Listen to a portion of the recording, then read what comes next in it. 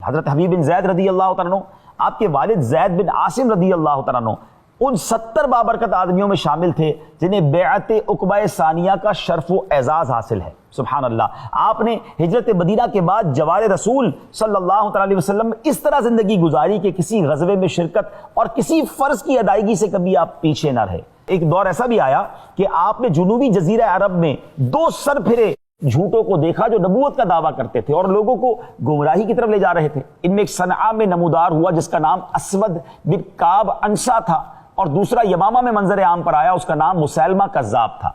ان دونوں کذابوں نے اپنے اپنے قبیلے میں لوگوں کو ان مومنین کے خلاف اکسانا اور بھڑکانا شروع کر دیا جنہوں نے اللہ اور رسول عز و جل و صلی اللہ علیہ وسلم کی دعوت پر لبیک کہا تھا۔ انہوں نے لوگوں کو یہ کہہ کر ورگلانا شروع کیا کہ وہ ان علاقوں میں معاذ اللہ سرکار دو عالم علیہ السلام کے نمائندے ہیں، بلکہ ان سے بھی آگے بڑھ گئے ہیں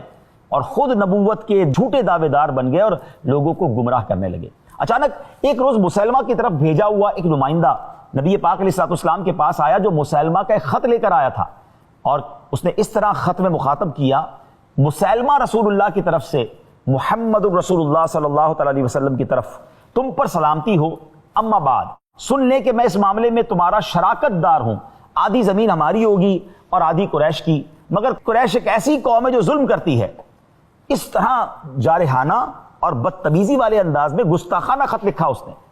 اللہ اکبر، رسول اللہ صلی اللہ علیہ وسلم نے اس کا جواب کس طرح دیا، کیا پیارا انداز ہے۔ بسم اللہ الرحمن الرحیم، محمد رسول اللہ صلی اللہ علیہ وسلم کی طرف سے مسیلمہ کذاب کی طرف، کذاب کہتے ہیں بہت زیادہ جھوٹ بولنے والے کی طرف، اسلام اسی شخص کے لیے ہے جو ہدایت کی پیروی اختیار کر لے۔ اما بعد سن لو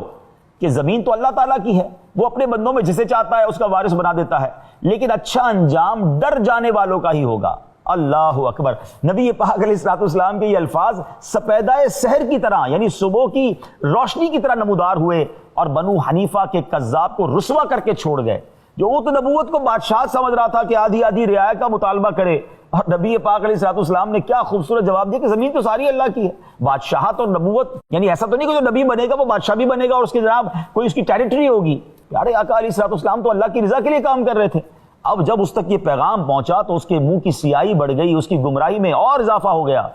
اس سے پہلے ہونا تو یہ چاہیے تھا وہ توبہ کر لیتا، اس کی گمراہی میں اور اضافہ ہوا، لوگوں کو مزید گمراہ کرنے لگا۔ اللہ اکبر، اب اس نے مومنوں کو دی جانے والی سزاؤں میں بھی اضافہ کیا۔ جو ایمان لاتا تھا نبی پاک کو تو نبی مانتا تھا، اسے معاذ اللہ رسول نہیں مانتا تھا یا نبی نہیں مانتا تھا، وہ سزا دیتا تھا۔ نبی پاک علیہ السلام نے اب جب صورتحال کو دیکھا تو ایک خط لکھنے کا فیصلہ کیا اور اس کی حماقتوں سے اسے منع کرنا چاہتے تھے۔ اب ایک ایسے شخص کی ضرورت تھی جو یہ خط لے کر جائے، اور یہ بھی تھا کہ جو لے کر جائے گا ہو سکتا ہے اس پر سختیاں بھی ہوں، مگر قربان جائیے حضرت حبیب بن زید رضی اللہ عنہ کی بہادری پر، آپ کی شجاعت پر اور آپ کی نبی پاک علیہ السلام سے محبت پر اور عقیدہ ختم نبوت کی حفاظت پر کہ آپ نے کہا حضور میں یہ سفر کرنے کے لیے تیار ہوں، تو خط لیا اور بڑی تیزی کے ساتھ اس علاقے میں پہنچے۔ اور جب نبی پاک علیہ السلام کا خط مسیلمہ کے حوالے کیا، مسیلمہ نے جب وہ خط کھولا تو نور و ضیاء جو اس خط سے اس سے ضیائیں نکلتی ہیں اس نے اس کی آنکھیں اندھی کر دی، اور اس کا غرور اور ضلالت جو ہے وہ اور بڑھ گئی۔ مسیلمہ کذاب نے اپنی قوم کو ایک روز اکٹھے ہو کر کہا کہ رسول پاک علیہ السلام کے جو پیغام لے کر آئے ہیں حبیب بن زید ان کو لایا جائے۔ اچھا، اس سے پہلے ان کو بہت زیادہ شدید زخمی کر دیا گیا تھا، ان پر بڑا ظلم کیا گیا تھا، اور مسیلمہ یہ سمجھتا تھا کہ اب دربار میں جب انہیں بلاؤں گا پہلے زخموں سے چور چور ہوں گے تو یہ میری بھی نبوت کا اقرار کر لیں گے اور میرے لوگ سمجھ جائیں گے کہ رسول پاک علیہ السلام کی طرف سے جو پیغام لے کر آئے ان کا دیکھیں عقیدہ بھی چینج ہو گیا۔ تو اب جب حضرت حبیب بن زید کو لایا گیا اور پہلے وہ بہت زیادہ زخمی تھے، جسم پر نشانات پڑے ہوئے تھے، تو مسیلمہ کو تو یہ امید تھی کہ مجھ پر ایمان لے آئیں گے، تو مسیلمہ کذاب نے بڑے کر و فر کے ساتھ کہا کہ تم یہ شہادت دیتے ہو کہ محمد رسول اللہ صلی اللہ علیہ وسلم اللہ کے رسول ہیں؟ حبیب بن زید نے کہا کہ ہاں میں بالکل گواہی دیتا ہوں کہ محمد رسول اللہ صلی اللہ علیہ وسلم اللہ کے رسول ہیں۔ جب یہ سنا تو اس کا چہرہ کا رنگ بدلنے لگا، مگر کہتا کیا تم یہ بھی گواہی دیتے ہو کہ میں بھی اللہ کا رسول ہوں؟ حضرت حبیب بن زید کہتے ہیں کہ میں تو بہرا ہوں، میں سنتا ہی نہیں، مجھے تمہاری آواز نہیں آ رہی ہے۔ جب یہ کہا تو مسیلمہ کو تو جس کو کہتے ہیں کاٹو تو خون نہیں، سارے دربار میں ذلیل و رسوا ہو گیا کہ یہ کیسے سرکار علیہ السلام کے امتی ہیں کہ اتنی مار کھانے کے باوجود بھی ان کا عقیدہ ذرا سا 1 انچ بھی آگے پیچھے نہیں ہوا۔ اللہ اکبر، اب اس نے اپنے جلاد کو بلایا کہ فوراً ان کا ایک ہاتھ کاٹ دو، تلوار مارو انہیں۔ ان ظالموں نے آپ کا ایک ہاتھ کاٹ دیا،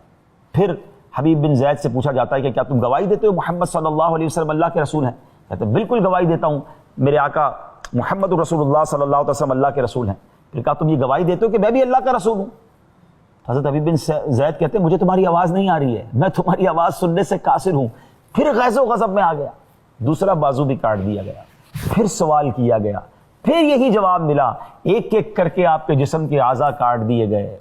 مگر قربان جائیے حضرت حبیب بن زید رضی اللہ عنہ کے ایمان پر، عقیدہ ختم نبوت پر کیسی مضبوطی ہے کہ وہ بوٹیاں کرتے رہے، وہ آپ کے جسم کو کاٹتے رہے، آپ شہید ہو گئے،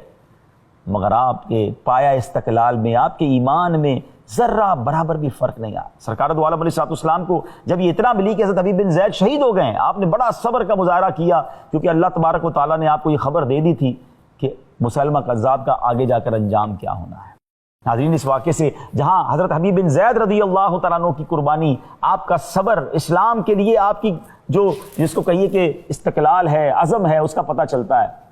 اور یہ بھی پتہ چلتا ہے کہ عقیدہ ختم نبوت میں ہمیں کتنا پکا ہونا چاہیے۔ ہمارے کان بھی ایسی باتیں سننے کے لیے بہرے ہونے چاہیے۔ ہم سب کا یہ فائنل ڈیسیشن اور عقیدہ ہے۔ یاد رکھیے، جس طرح اللہ کو ایک ماننا ہمارے ایمان کے لیے ضروری ہے، اس طرح جناب رسول اللہ صلی اللہ تعالیٰ علیہ وسلم کو اللہ کا آخری نبی ماننا بھی یہ ہمارے ایمان کا ویسے ہی تقاضا ہے۔ اس عقیدے کو خود بھی مضبوط کیجئے، اپنے بچوں کو بھی یہ سکھائیے۔ اور کیا خوبصورت نعرہ دعوت اسلامی کے پیارے ماحول میں ہمیں عطا کیا گیا ہے، محمد مصطفیٰ سب سے آخری نبی، احمد مجتبیٰ سب سے آخری نبی۔